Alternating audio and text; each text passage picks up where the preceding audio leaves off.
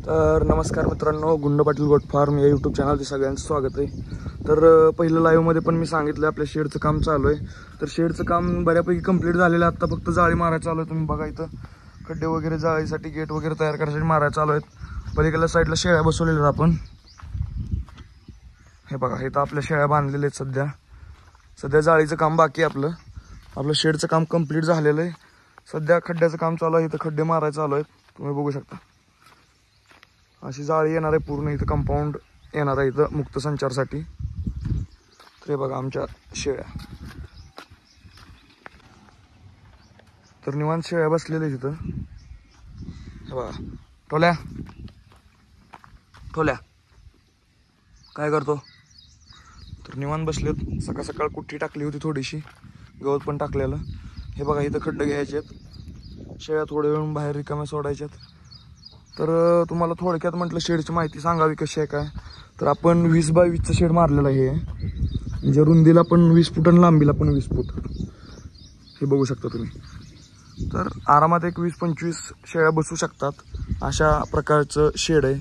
तर आपण हा जो कुट्टी आहे, तो कप्पा जो आहे तो मेलसाठी म्हणजे बोकडांसाठी सेपरेट करणार आहे। तिथं जाळी मारून घेणार आहे। आणि ही जी पूर्ण स्पेस दिसते तुम्हाला, ही पुढचा पेस असो हा असो, इथं म्हणजे शेळ्यांसाठी जागा राहणार। ही पूर्ण रिकामी जागा राहणार आहे एवढी टोटली। आणि तिथून मागच्या साईडला फिरण्यासाठी आपण ठेवलेलं आहे। कडेला पण जाळी येणार आहे अशी सगळं जवळपास त्या कारवड्याच्या फुडून तशीच इकडल्या कोपऱ्यापर्यंत पूर्ण तिकडली 20 बाय 20ची म्हणजे जाळी टोटली येणार आहे। शेड टोटली शेडला जाळी येणार आहे अशी, म्हणजे जाळी होणार आहे 20 बाय 40 जाळी होणार आहे। अशी 20 फूट होणार आहे आणि अशी जी लांबी आहे ती 40 फूट होणार आहे जाळीची। आणि मुक्त फिरण्यासाठी पण 20 बाय 20ची जाळी ठेवलेली आहे आपण इकडं। तर मित्रांनो असं शेडचं नियोजन केलेलं आहे। आणि आपण जे पोल वापरलेले आहेत, आता हा जो आपला भक्कम पोल आहे, हा आपण 2.5 इंची पोल वापरलेला आहे उभा।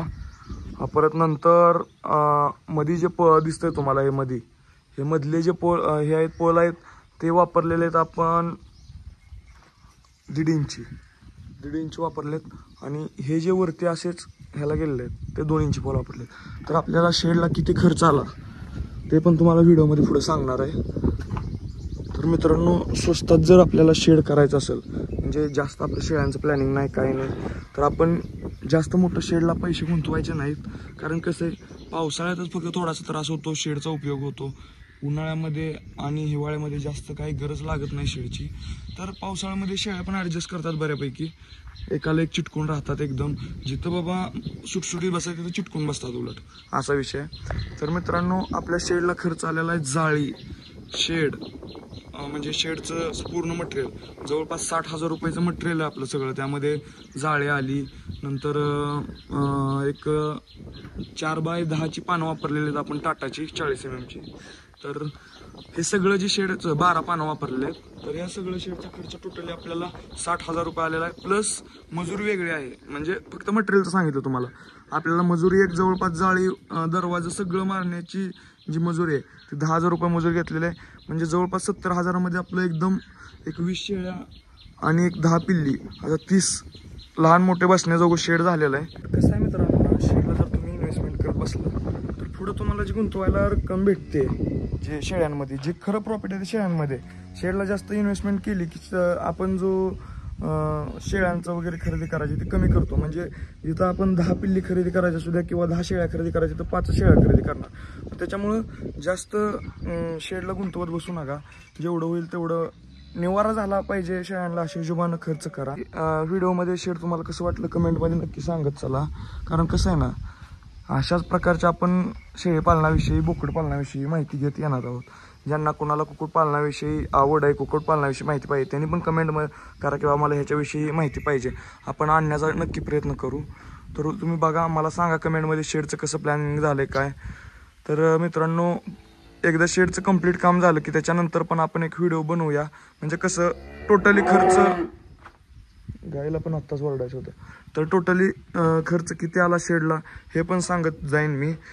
कारण कसं आहे, आता वाटतंय 70,000मध्ये हे होईल, पण पुढं काय वाढलं आणखी तर परत आणखी पैसे वाढतात, लाख रुपये गेलेले समजणार नाहीत। त्यामुळे मित्रांनो,